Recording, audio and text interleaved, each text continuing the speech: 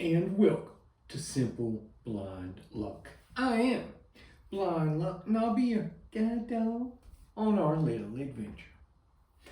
Okay, we're continuing the story of becoming Blind Luck.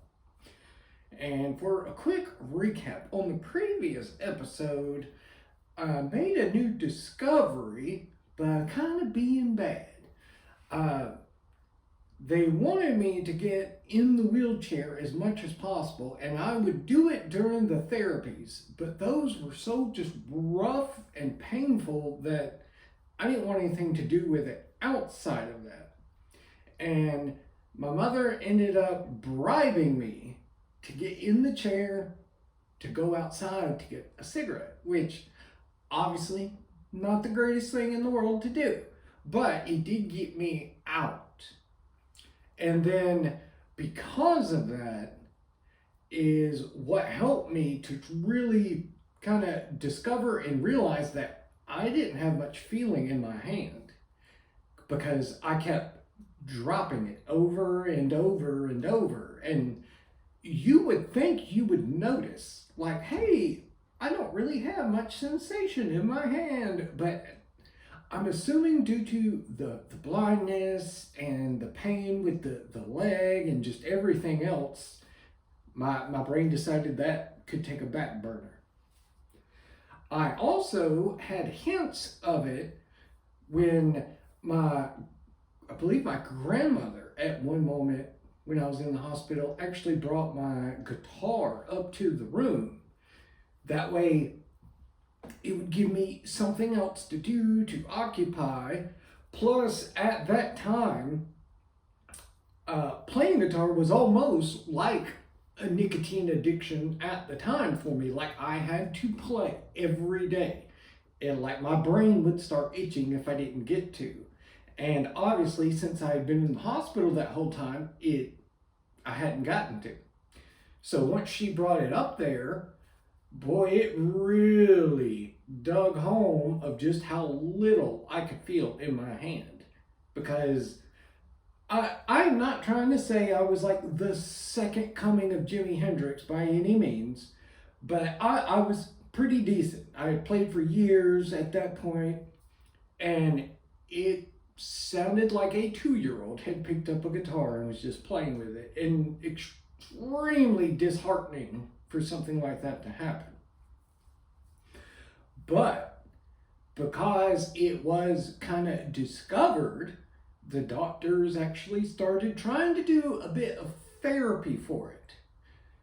Because the biggest thing is they were like, well, if you make sure to use it, you can, more than likely regain function in it. Now, just how much you regain, nobody knows. But it's really important to not neglect the hand, to still make sure you use it, because if you do just neglect it, it could end up just kind of, curling up in a ball and becoming useless. So some of the therapies were kind of interesting.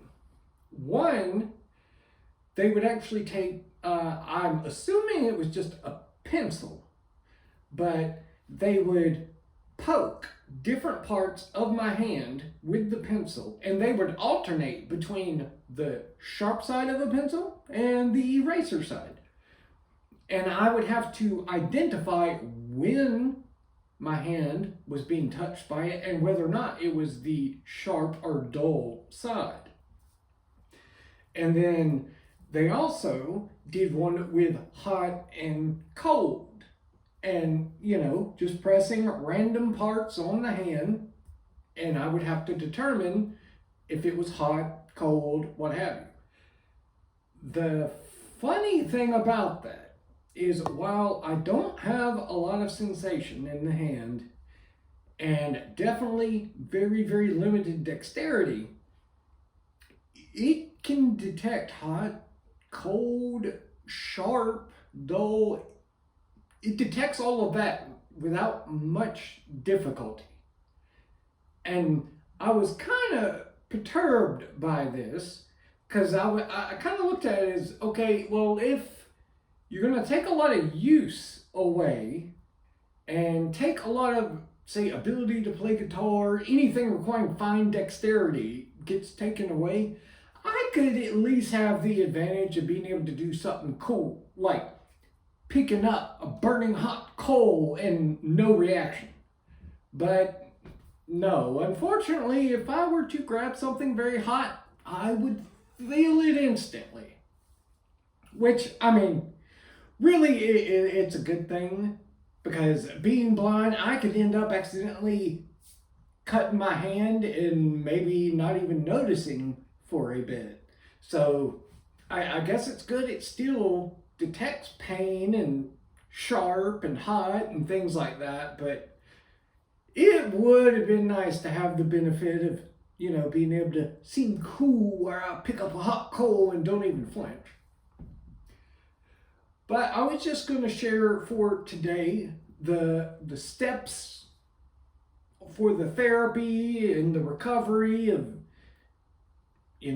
going on this whole journey of being blind and leg being messed up, and then now we're learning the hand doesn't have much dexterity or feeling in it.